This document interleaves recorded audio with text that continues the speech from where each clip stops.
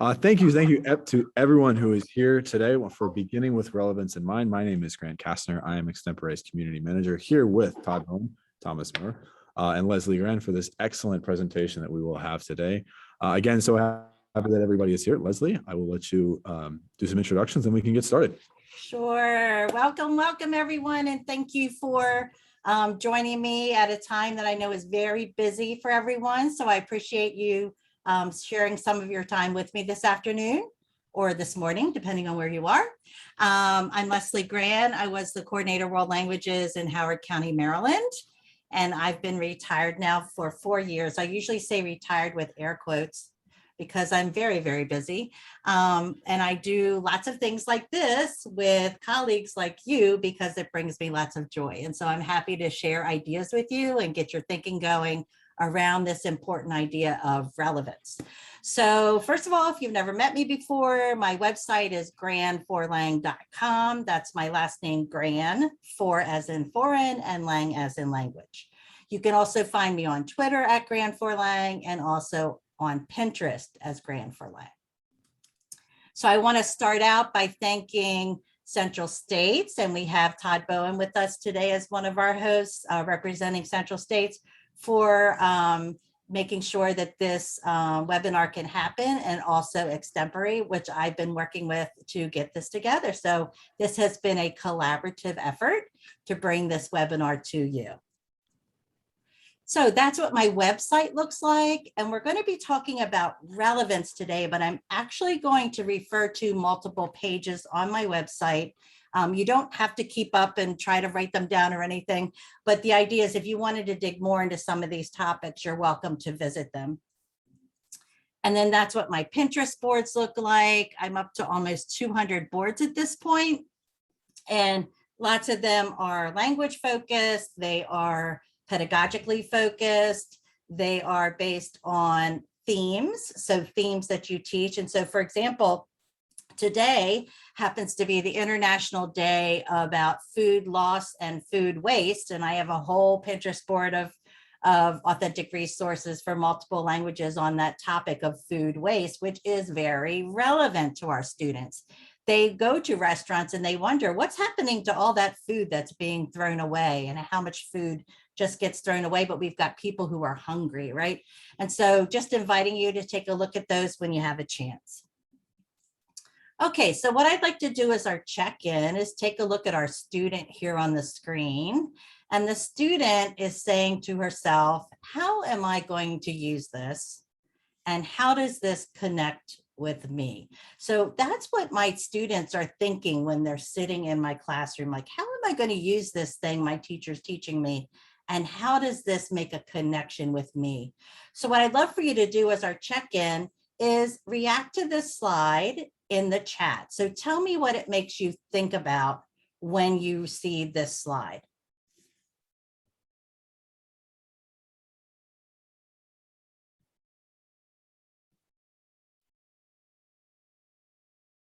Authentic communication, Rachel says. Personalized instruction. Difficulties engaging students. Language function and relevance. Thanks, Tara. How relevant is this to me? Rachel, there's so many students who feel this way. Is this worth doing? I need to know my students. Language has to have a purpose, meaningful communication, personal connection. Okay? And so the whole idea here is that we want to think about our clients, our customers who are sitting in the chairs, receiving the lessons that we've fastidiously put together for them, and how are we making sure we're answering those questions for them? So what we know is the students who are sitting in our classrooms right now are Generation Z, and Generation Z is not like the millennials. They are not like Generation X, right? They're different. And I've got some descriptors on this slide, which is a great infographic about some of the aspects of Generation Z. So I'd love for you to just kind of take a look at some of the characteristics there and just think about who our learners are. Now, actually, there's already a new generation following Generation Z, and they're currently being called Generation Alpha. And that generation is pretty much in our elementary level right now. They haven't made it to secondary, but I want you to take a look at what are the characteristics of Generation Z. So some of the things that pop out to me. They like their information in bite-sized chunks. So they don't want a big old list of vocabulary words. They want to learn things in nice little chunks. So that might be something I can do differently tomorrow, right? To meet their needs. They like to talk in images and emojis, right? Things that stand for other things, symbols. Their social circle is global. They can connect with anybody from anywhere nowadays. Whereas it used to be before the internet, you couldn't do that. You could only connect with people you wrote letters to or that you knew in your community, right? I like the one they like to make and create. So they're creators, they're makers, they're doers. So this is important because are the things I'm having students do, the products and performances they're creating to demonstrate their proficiency, are they able to make something that's real? Are they making something that would really be sent to someone important or really would hang on the wall somewhere? Is it for a wider audience?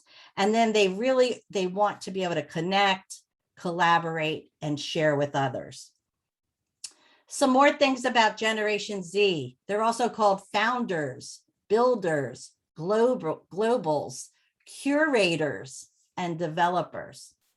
We know that there are young children out there on YouTube who are already developing a career as being a YouTube person, right? And they're unboxing toys and showing them to other kids and all these things, right? And so they're curating things they find and deciding which ones matter to them most, and they're developing things on their own.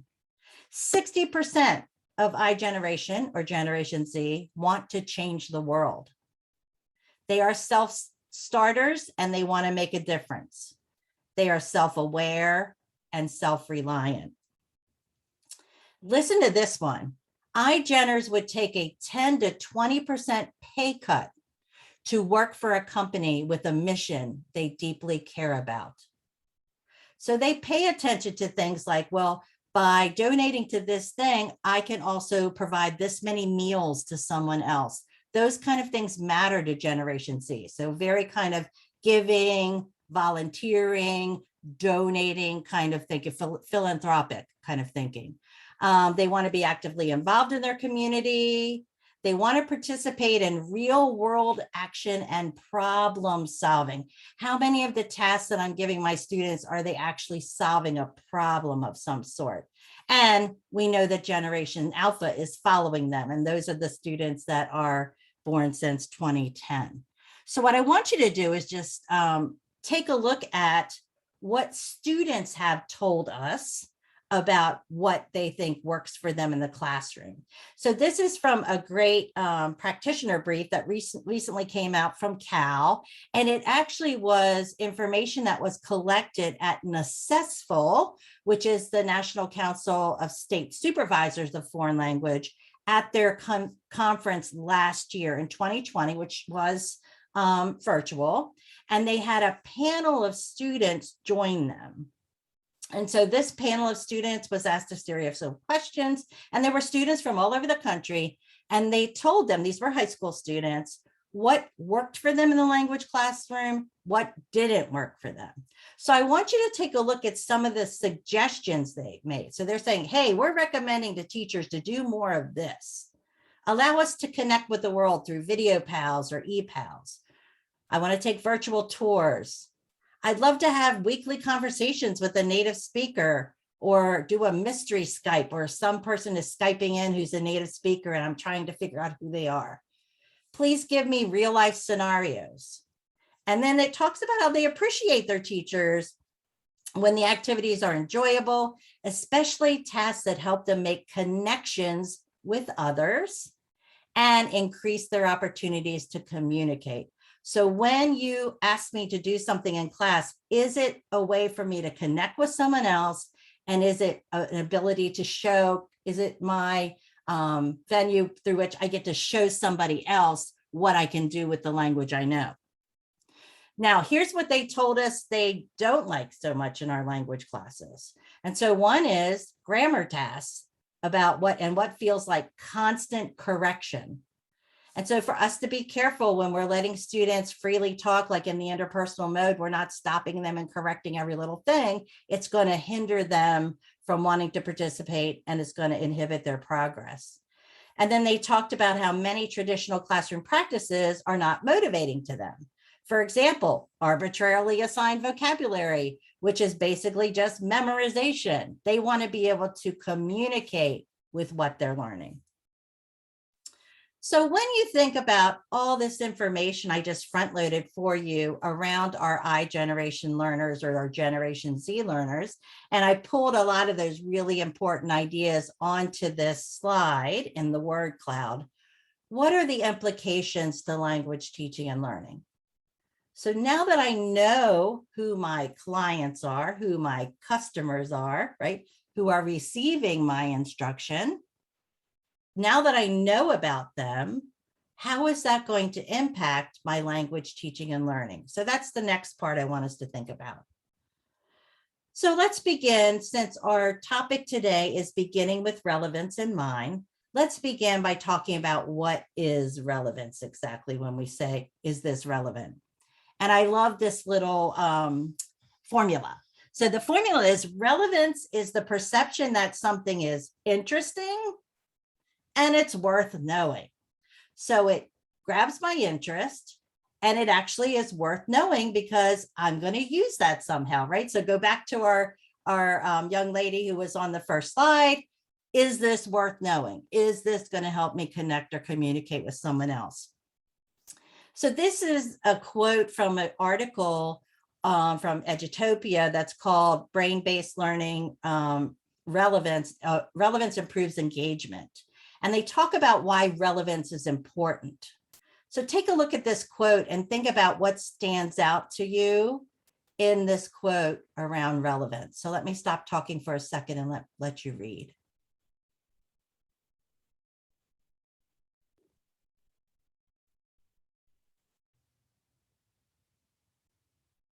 So I think the scariest part of this quote is the last sentence, right?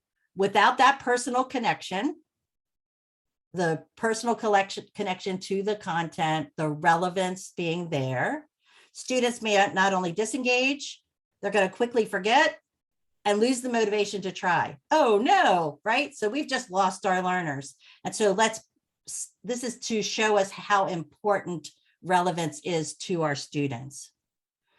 In that same article, it talks about how long lists of vocabulary words that don't have any personal relevance and don't resonate with a topic about which students have been engaged are likely actually blocked by their brain, right? The brain's like going, oh, don't need to know that, right? That's not important. That's not relevant to me. And so for us to, again, pay attention to, this is neuroscience now talking to me about relevance, not just student voices. So when we think about relevance, let's think about it in two categories. So we're hoping to create personal relevance for our students, and we're hoping to create life relevance for our students. So when we talk about personal relevance, obviously that is directly applicable to themselves, what they're interested in, right? What my aspirations are, where I want to go, right? And so this is what hooks kids in, because they know that what's being taught is going to be something I actually can connect with in some way. And you can see there, it says engagement is if it can increase the student's motivation to learn, and engagement in what's being taught, and knowledge retention and recall. Believe it or not, because they're more engaged through the relevance, it actually helps them retain and recall it better over just learning a big list, right? Then there's life relevance. Life relevance is it connected to big world issues, right? So problems, global challenges, right? Is it going to give me some skills and knowledge to be able to use eventually in my higher education, in my career, in my community? So how is this going to help me generally in my life? And so what is my personal relevance? How does it directly relate to what I care about? And then how is this going to help me in my life? So when we think about personal relevance, students are sitting there asking themselves a bunch of questions like, does it solve any problems for me? Does it make my day better? Does it give me hope, right? Like, so they're asking themselves all these questions about content that we're sharing with them. So one of the things I think is really interesting, and this is from Williamson County Schools in Tennessee. My friend Christy Gilliland is the supervisor there. And within their curriculum, if you look closely, it says student generated chunks, student generated reasons. In other words, in the curriculum, it's saying, let the students tell you what they would need to know how to say in order to use this content, in order to use it in a real world situation.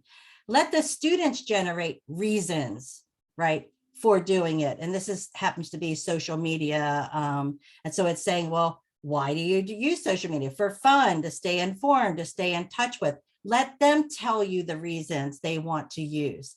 And so asking them, well, beyond the essential vocabulary we're talking about in this unit, what do you want to be able to talk about because of your particular interest or what's relevant to you about this topic? Now, I believe in oldies but goodies.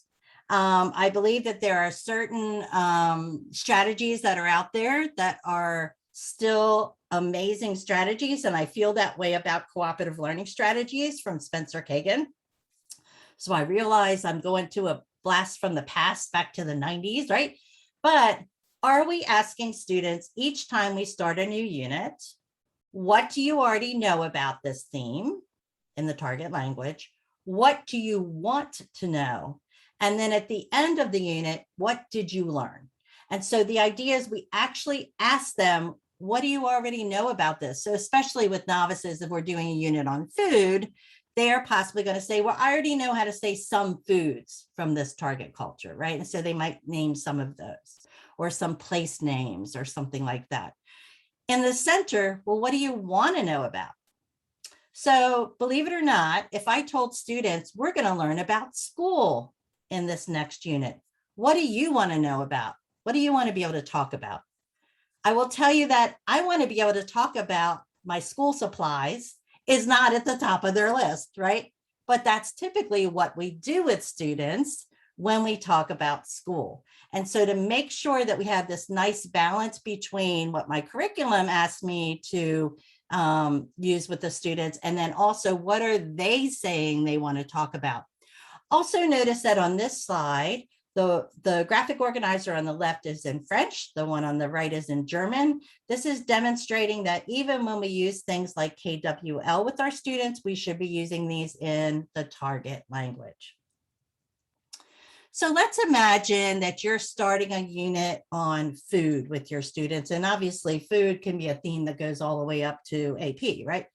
And there is a basis for my vocabulary, right? So I have some kind of priority vocabulary list, essential vocabulary list. I have certain can-do statements and learning targets I'm trying to achieve through this food unit. Like how does the food I eat tell about who I am, right? And so that might be the essential question.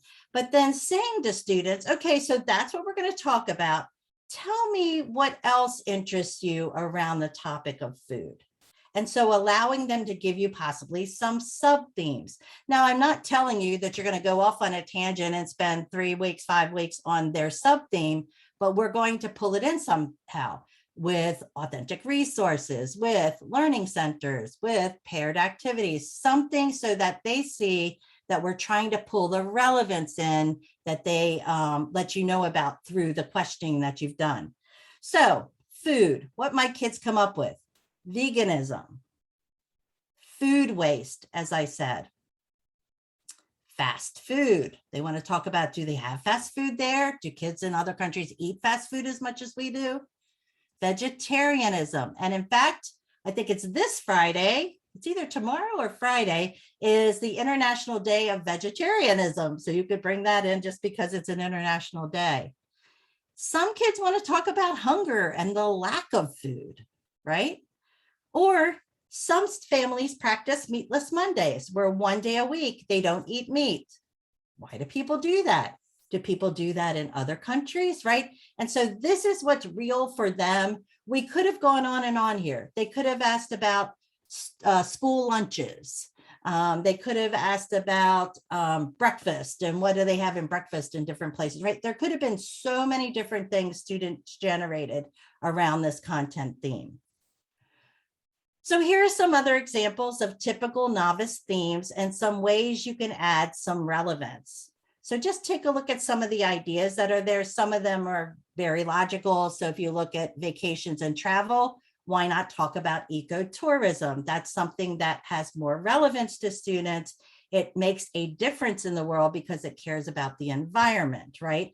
And so again, under house, are we talking about eco-friendly homes? Because that's a situation that students are interested in. When we talk about personal descriptions, are we bringing in identity and diversity? When we talk about clothing, are we talking about sustainable clothing and recycled clothing? Gen Zers are very interested in this. Instead of wasting money on brand new clothes, why not use clothes that are sustainable and recycled in some way? Guess what? People in other countries think about that too.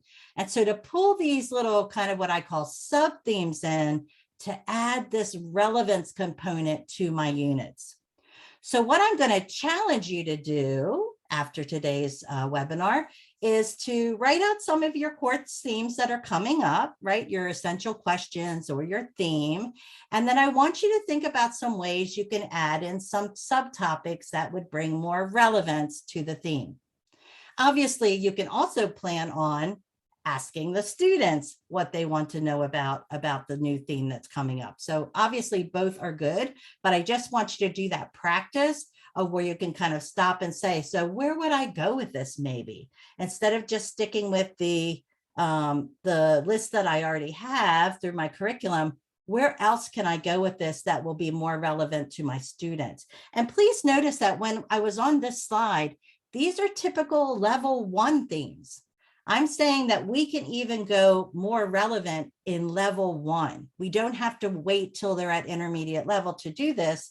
Often we lose level 1 students because they're, if they're in high school taking level 1, they're already a teenager and we're teaching these little like baby kind of expressions like colors and numbers and things like that. How are they able to solve problems? How are they able to get deeper into topics? So even at level 1, thinking about how I can make the themes more relevant for my students. And then, of course, if we're going to make things relevant, are we bringing the real world into our classrooms? And I know lots of us were doing this back during COVID because we were fully virtual initially, and people were having guests Skype in and students would interview them to find out what they do for a living. So it might be a doctor without borders who's Skyping in, someone who's a teacher in another country, someone who's a musician, right? And the students get so excited because they're able to interact with a native speaker and be able to also make the game out of it of trying to figure out who they are. Maybe they're related to my teacher in some way, right? If you don't know about it, there is a foundation called Happy World, and that's the website there that will match you up with native speakers in other countries. This is done for free. It's the person who founded it is Akash Patel from Dallas, Texas, and his brother are the two people that run it. And it's all about connecting language learners with people from other countries that speak the language that they're learning. So what I want to do now is stop for a second because I gave you lots of information, and I'd love to hear from you about what are some other ways you've tapped into student interest and what they find relevant in their learning in your classroom. So if you'll share some of that in the chat, that would be awesome. So just tell me a little bit about other ways you've done it. Current events, right? So that's a great one. Bring in what's happening right now because they know about it, right? So that's a great way to pull relevance in. Obviously, pop culture. Martha shared texting in the language. They love to see what the text abbreviations are for different languages. Complete an interest survey, right? Just tell me what's interesting to you. Stacy's talk about incorporating choice sports. Pick which one of these tasks is most interesting to you, because no matter which one you choose, you're going to still be showing me what you can do with the language that you've learned, right? Using screenshots from social media, especially celebrities, right? Researching hobbies. Instagram posts from a university in Colombia. Vaccine mandate issue that students found highly engaging. Wow. Fill out a personal survey at the beginning of the year. So one of the things I will tell you is I used to do that, and I would look at it initially at the beginning of the school year and then pretty much never go back to it again. So what I tried to do after that is ask as I start each new unit, what's going to interest you about this? Like, how does this connect with you? Right? Thanks for sharing, Marcy. Migration and human rights. I have whole boards on human rights, women's rights, children's rights on my Pinterest boards. Create a petition of some sort, Rosa says. So making sure they feel like that they are getting their own interest, and it's so much more than just what's being shown here in this picture of just like what sports they like or what musicians they like, but it also is about what types of issues in the world do they care most about. Thank you so much for sharing. So then we're going to get to life relevance. So if I'm talking about the wider relevance in their world, like how they can make the world a better place, I love this quote. It just says, students need to solve real problems that connect to a real context. So let's be real. A lot of times in our classrooms, we're asking students to do things that are possibly not something they're ever really going to do.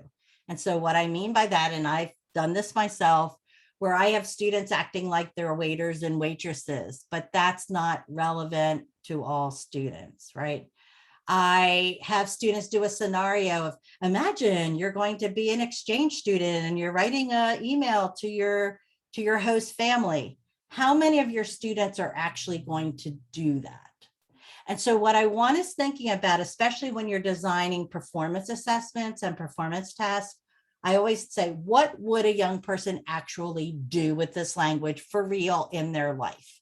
And so that's what I want you to think about. And I love this little comic. It's in Spanish, and it says, what would you like? What's in my left hand or my right hand? And the boy says, social justice, meaning I want things that are even way deeper than wondering what's in your hand. And so making sure we're paying attention to that.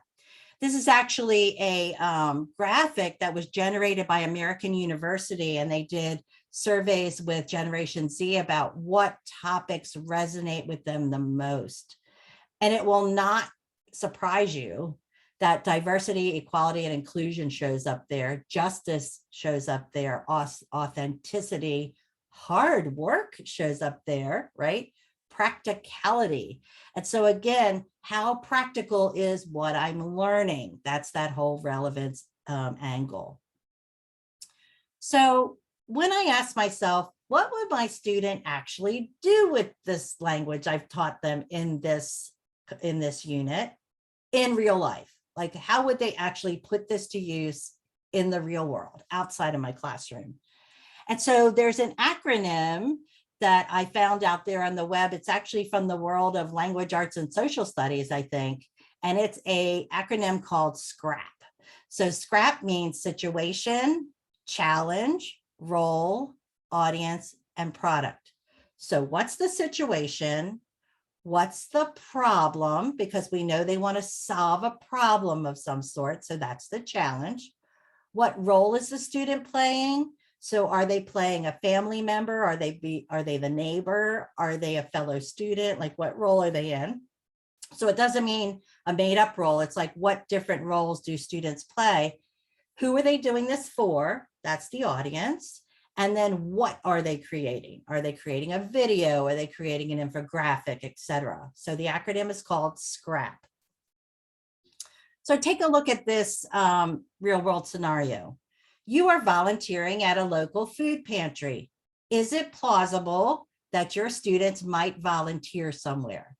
in my community, yes. Now you have to decide if that's a real thing for your students. You've been asked to create a poster of instructions for new volunteers who do not read English about how the food is organized in the pantry. And so you're drawing some sort of map and you're labeling it, which is very much a novice kind of product, right? Presentational product. But is that plausible? So what's the situation? They're in a food pantry. What's the challenge? Some people who work at the food pantry aren't sure about how it's organized. What role is the student playing? They're playing the role of being a volunteer along with others.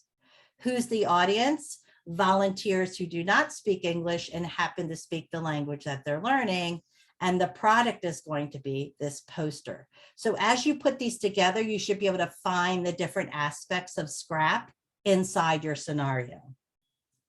Let's look at another one. You're asked to create a narrated video for new students at your school that shows them how to get around the school building. So what's the situation? School, right? You're in school. What's the challenge? New students don't know where things are in the school. What's your role? You're a fellow student. Who's your audience? The new students who speak the language you're learning. And what's the product? It's a video.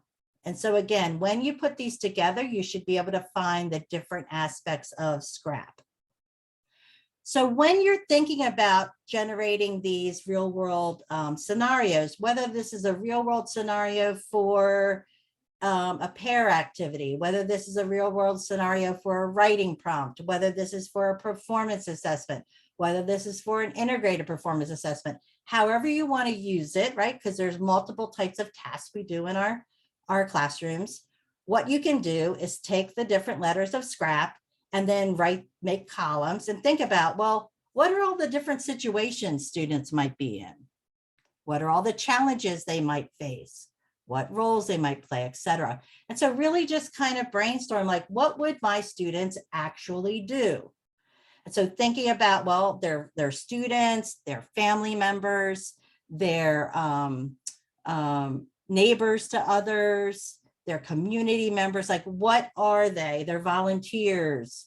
They may work somewhere if they're old enough. They may volunteer, for example, at the public library, right? There's lots of possibilities that are plausible situations for your students, but I want you to think about and brainstorm, what do those situations look like? And then what's the problem that they're solving? Because that's what Generation Z is looking for. How am I solving a problem that exists? What's the challenge? And then they're able to come up with a product that answers that challenge. So if you go on my website, you're going to find a page called Designing Performance Tasks. And on that page, if you scroll down, and I'm going to go there with you now, so grandforlang.com, right? And you're going to go to the page called Designing Performance Tasks. So you can go to my homepage and just scroll down till you see the button and click the button, but I'm going to take you directly there. So what I've done on this page is I've started some of the work for you. So if you scroll down, I've got some background information, then you'll see scrap model. And you'll see that I've just brainstormed a whole bunch of situations, challenges, roles, audiences, and products. I certainly didn't think of everything that exists on the planet, but it's a great way to get you started, right? And so I want you to see this as a menu. So you're going to choose something from the first column, something from the second column, et cetera, right?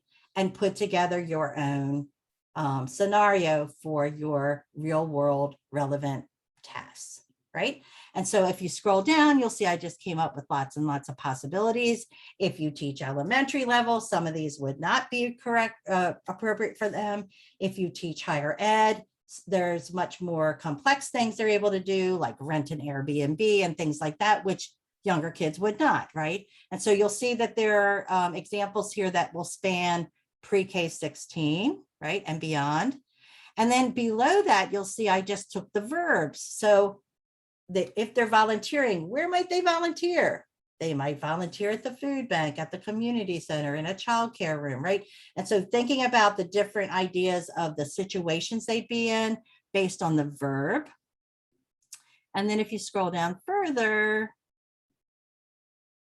you'll see that I just have some sample scenarios there, right? And so this is another one about, this one's about an animal shelter. You're volunteering at an animal shelter and you need to explain for a prospective pet owner how to feed and care for their new pet. And so you're explaining the things like a list of how to take care of the pet that they're going to adopt. And again, that's a plausible situation that a student might be in your community. So you have to think about what those situations might be. So I invite you to it after today, please visit that page and hopefully it'll get you jump started a bit into coming up with ideas for your real world tasks. So what I'd like you to do right now, because I want to stop and answer some questions, would be, what are you walking away with? So I want you to use a letter from the word real and give me a phrase or a sentence, and then I'm going to start answering questions. And Rachel already started asking me some, so that's awesome. So I want you to reflect a little bit. If you want to put something in a question in the chat for me, you can do that, because I want to talk more with people about relevance and how we're bringing this relevance in. So Kathy, A for authentic. Patricia, authentic tasks. R for relevance, Maria. A for application. R for rigorous, right? Anytime I give students a challenge, that provides that rigor for them, right? It gives them that feeling of, oh, this is actually something I'm going to have to use my brain for. It's not something I can just do and give the teacher. I have to actually think about it. Engaging, appealing, life learning. E for empathy. Oh, I love that one, Rosa. So having empathy for what students care about in the world. Enthusiasm. L for life. Leveraging learner interests. That's a great one too.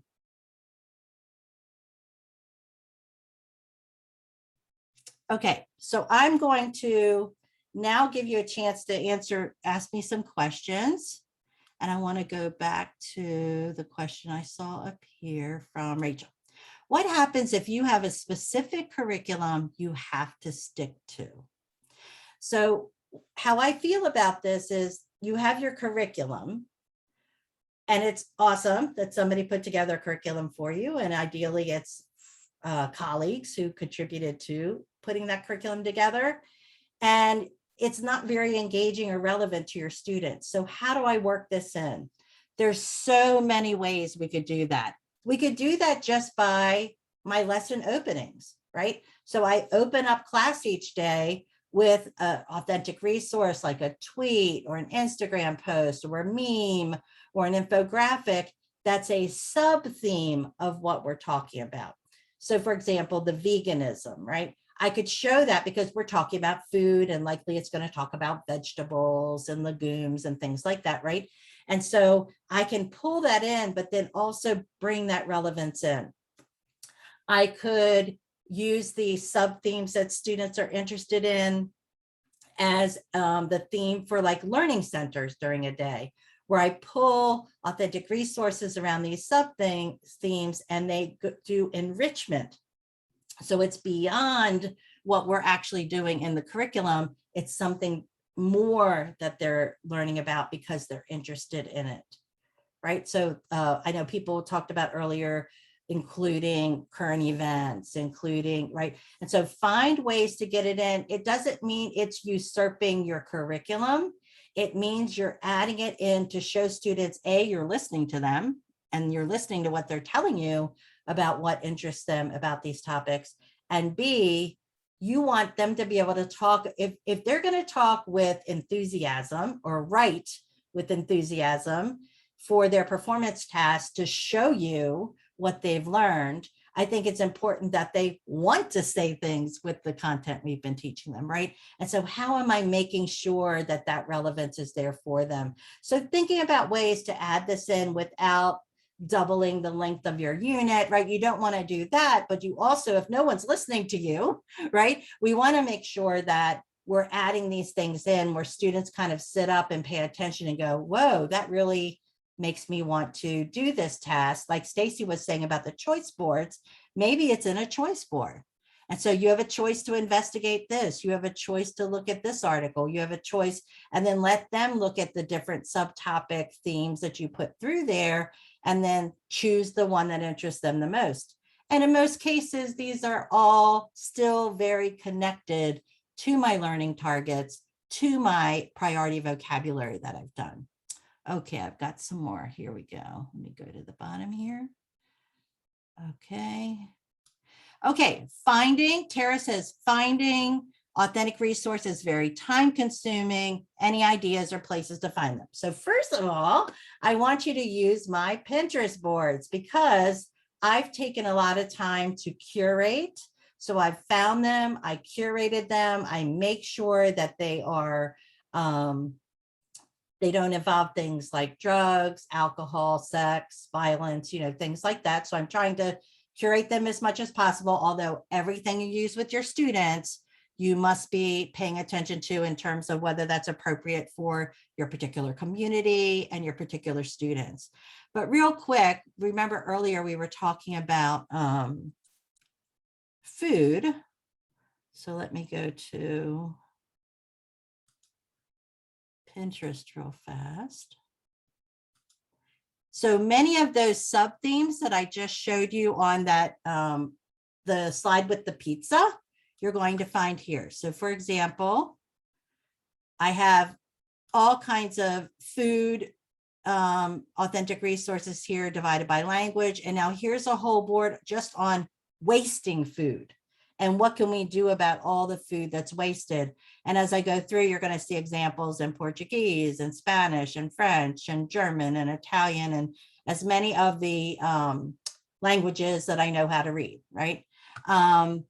If you want to talk about veganism and vegetarianism with students during the food unit, I've gathered a whole bunch of resources around those. So the first place I would encourage you to go is my Pinterest boards, because I've done these to help people not have to go out there and look themselves, right?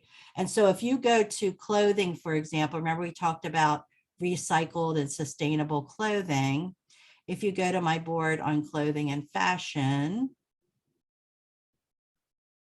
here, you're going to see that there are like this one that's green in the middle. In Spanish, it says like recycled fashion, right? How to use them over. Here's another example of how it fashion and clothing has an impact on the environment. And so we can pull these ideas in. If you visit my family board, you're going to see boards on other resources on there about taking care of the elderly, how some families have more than one generation living with them, talking about adoption and things like that. And so we want to make sure that we're bringing in things that are going to make students feel like we're talking to their real lives, right? And also, I want to engage in this because I think I can help contribute in some way. I think I can help solve a problem or make a difference in some way. Remember back, we were talking about Generation Z and how they want to make a difference in the world. So thinking about how I can activate that in students. Okay. Stacy, you're so funny. Any more questions? Because I need to hand it back over to, oh, Grant, I did pretty good. All right. So I am going to hand it over to Extempore and let them talk a little bit about connections to relevance through Extempore. Awesome. Thank you, Leslie, so much for this fantastic presentation so far. Let me share and I will keep going with this. Okay, so Leslie gave a lot of really good examples today on how we can, build relevance with our students and get them to see the actual personal connection with what we are doing in our classes. And so that is something that I wanted to demonstrate today in this little time that I have at the end of this presentation. So I have a couple authentic tasks that you can do directly on Extempore. And before I get into these specific examples, I wanted to show you where you can find those. And at the end of this presentation, I will put these links directly in the chat so you can find them. we have first an extempore grab and go task page. And so what that is this giant page. It's a big database of 17, you'll see 15, but there are modified versions. There are 17 different tasks that you can import directly into your extempore account. And we have languages from English, Spanish, French, Arabic, and Chinese, simplified and traditional. And these tasks were all designed months ago, but they were all designed with relevance in mind when I was making them too. I was thinking, what are students actually going to do in the target language? So, helping a new student, making plans for the weekend, talking about your homeland and giving people advice. And then the few that I want to point out today, I will show a little bit more in depth on what those look like on the actual platform. But you get the idea that these are things that students are actually, they might do, or they will likely do in the target language, or in the target culture that they will be in when they are learning. So we have the grab and go task page, and we also have extempore commons. And what commons is, it is similar to the task page, but it is a growing database of nearly every assessment that we feel is worthy of sharing on the extempore platform. And the cool thing about commons is that as a database, you can filter exactly what you need. And I will preface this by saying that commons is still developing, it's still growing, but the idea is that you can filter and say, okay, I'm going to add a filter where the language contains, let's say I want Chinese because I teach Chinese, and then I can add a condition. I can filter by the level. Is it novice, mid, intermediate, high? I can filter by the content. Is it food? Is it school? Is it the weekend? Is it talking about your childhood? What mode of communication? Interpersonal speaking, interpretive listening, anything like that. And you can find exact. Oh no, that wasn't supposed to happen. I will filter. For this to load back up, but I will filter and I'll show you how you can find exactly what you need when you are using commons technology. Come on. Okay, here we go. All right, so now I can filter again. I can add my language, make sure it has Chinese, and then I can say, okay, I want to add another condition. I want to add level. I want it to only be intermediate, high. And then just like that, I can find any task or relevant practice for my students and import it directly into my account. And it has a nice description in every other field that you want to know about before you add it directly to your account. So that's what's really cool about commons. And again, commons is growing. There's not a whole ton there just yet, but it is growing, and we're hoping to get it to be pretty robust in the next few months. So with that said, so here's our task page that I talked about, and then our commons page, our database. I wanted to highlight a few specific examples of these relevant tasks. And Leslie kept saying, what are students actually going to do in the target language? So here are a few of them. The first one is my story, where you meet someone, you go to the target country, you go to China or Spain or France or anywhere, and you meet someone, they start talking to you and they say, wow, you're French or whatever language you're learning. It's so great. Well, how did it start? And you meet these people, and it happens a lot. Right. So you get to the country, and then people are like, well, how did you start learning? What are you going to do? And you realize that, oh my gosh, I keep saying this script that I have over and over and over. And so that was one of the tasks that I made for this. And within this extempore task, the students will tell their story. That is the task presented to them. How did you start doing this? What are you doing in the target country? And even if I added this, I was just thinking this today, that sometimes you'll meet native speakers of the language, even in your home country. You're not necessarily abroad, but you'll meet people who speak the language that you study. Well, you still need to be able to tell your story to them. So that's one that's really, really important to me, because I experienced that quite a bit when I spent time in China and Taiwan. And then two more that are also very relevant are post-grad life for high school. And then the next one is post-grad life for college. About a couple of years ago, when I first started this post-grad life unit, I asked my students in my class, I said, how many times a week do you guys get asked, what are you going to do after high school, or where are you going to college? And they were like, oh my gosh, all the time. And I'm like, well, if you talk about that in English a lot, why shouldn't we learn how to talk about that in the target language? So the sort of the end of this, the giant summative task is being able to talk about it, right? College. That's all you hear about as a senior. When are you going to college? Where are you going to college? What are you going to major in? Oh, you must like this school that's 5 miles down the road. These are the types of questions that they always get. So why don't they speak? Why aren't they able to speak about that in the target language? And so within extempore, you would click in, you would find your prompt, you say, okay, your Japanese is so good. Are you going to study Japanese in college here in Kyoto if they're studying abroad? And so this type of task, the post-grad life high school, it's like an interpersonal, but it's also presentational at the same time because they're asked different questions, but they sort of have to speak on their own in a sort of presenting mode. And then the second to last one I will highlight is post-grad life college. Very similar to the high school situation, except as you know, many college students, it's all they get asked to. What are you going to do after college? Do you have a job? Do you have an internship? Are you going abroad? Are you going to do a PhD? Are you going to do a master's? And they're like, I just want to graduate. Well, these are things that we should be able to talk about in the target language for those students. And it's relevant for them, right? It's things that they will encounter that they should be able to talk about. And as Leslie mentioned, there is so much student generated content and student generated language that you can get from a topic like this, because everyone's situation is going to be entirely different. So again, just like the last one, the students would click in, they see the questions presented, and then they can present their response. They can record them. And if you want it to be summative as well, you can add timers to this. You can prevent them from recording more than once, and that would make this a good summative assessment. So then the last thing that I would like to highlight is our synchronous group lobby. And so what this is, it's just kind of like a Zoom breakout room, except where it records automatically, and you can get your students to speak in it, and then it records, and you can grade it and give unique feedback right after it's finished. And so this is a very basic one. It's just a making weekend plans. So the student would join the room and go in. Nobody's here. That's okay. I join the room, and then I can see it. I have a weather forecast presented to me, and the student, my partner and I, or the four of us, if there are other students, so we 1, 2, 3, and 4.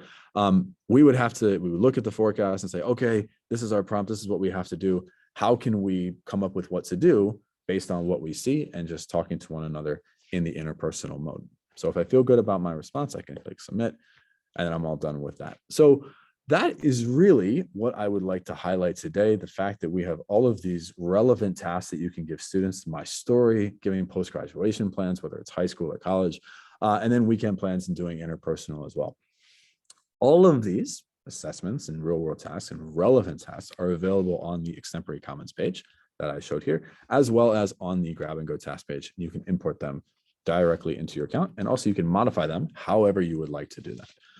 So that is really what I have for today. I will stop sharing, and I will hand it back over to Leslie and Todd, and they can share anything else that they would like to add on to today's presentation. So thank you everyone for attending. It was a pleasure. And thank you to Leslie and Todd as well for helping put this on. So before you go, Grant, Yes, I think there was a question further up. It says, what is extempore? Oh my goodness gracious, what is extempore? Wow, I have failed you guys. Extempore is it's an assessment platform, and I like to say it's like a blank slate. It's a Swiss Army knife of what you can do, where you can create assessments. You can do speaking assessments, reading, listening, writing. You can add any type of prompt. You can add images, you can add videos, you can add your own audio files, you can add text, and then you can get your students to respond to that. And because of that, it's a really, really useful, and it's really versatile. And that's where all of these tasks and relevant ideas came from that I wanted to share today. If you are interested, I don't want to go too over on our time, but if you are interested, please feel free to contact me, and we can show you more about how it works. And I think there's another question. Does the site have a way for students to make appointments with each other for recording exercises? There's a question about a trial. If they can get a trial. So I think they can contact you all about all these things, right? Yeah. Please contact us. Yes. Okay, awesome.